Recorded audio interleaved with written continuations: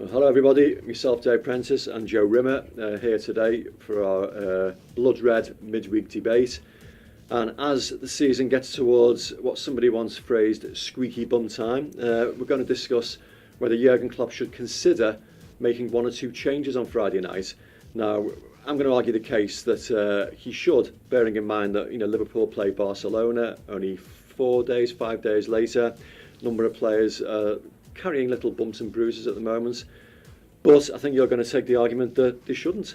So Jurgen Klopp has talked about rhythm, hasn't he? So go on, why shouldn't Jurgen Klopp play his strongest possible team against an absolutely awful Huddersfield on Friday night? Look, granted, Huddersfield are the worst Premier League team I've seen in my lifetime, probably other than that Derby team of 2007-8. As bad as the Swindon team was back in the early 1990s. They are as bad as they come. So, but rest a few players? Saying that, I understand that, but saying that this title means everything to Liverpool, and I think you can play it under 23s and get a result. With 3 games remaining, and if there's any chance City are going to slip up, Liverpool need to be on it in every game, right from the off.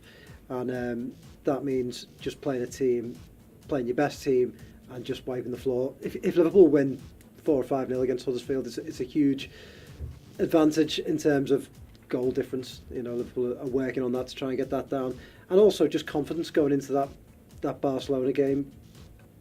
I always think that you could play them for 60 minutes and then start bringing people off, which I think he would do. And I can understand maybe 1 or 2 little changes, but not wholesale. I'm a little bit nervous, not about the match, because Liverpool will win comfortably. Huddersfield are a poor side. But Jurgen has been rotating his team a little bit in recent matches. Roberto Firmino sat out for 45 minutes, obviously because so he has 1 or 2 bumps and bruises. Jorginho, Wijnaldum and Joel Matip are both managing back problems, so from game to game. And I just think this is the ideal opportunity. I understand that players need rhythm, and if a player's confidence is soaring, as Mohamed Salah's for argument's sake is at the moment, given the opportunity to fill his boots against Huddersfield, but 1 or 2 other players I think could just benefit from being pulled out of the firing line. And there are players that need a little bit of rhythm as well, they might be needed, going forward.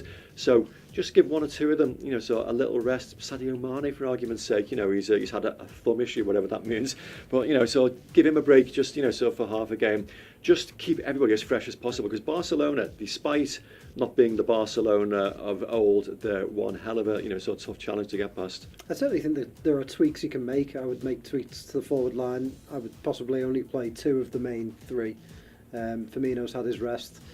He doesn't tend to rest Salah very often, so perhaps he'd be the one that I might think about resting, but he strikes me as the type of player who's very hungry, always wants to play. But then he has been in New York this week, accepting Time magazine's on it, and then in midfield.